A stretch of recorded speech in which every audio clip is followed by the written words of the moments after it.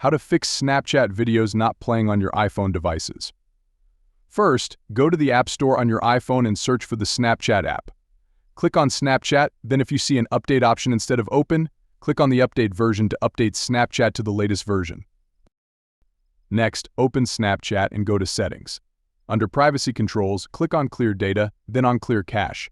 After clearing the app cache, you will be redirected to your home page and the app will close automatically. Reopen the app to check if the problem persists. If the issue continues, go to Settings, scroll down until you see the Snapchat option, and click on it. Make sure you have allowed Snapchat all the necessary permissions available on the screen. Scroll up and find the General option, click on it, then tap on iPhone Storage. Look for Snapchat under the App section, tap on it, then click Offload App. After a few seconds, an option to reinstall the app will appear. Reinstall the app. Alternatively, you can delete the app from the homepage and reinstall it.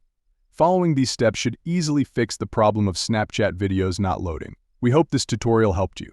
Thank you for watching, and don't forget to subscribe to our channel for more useful videos.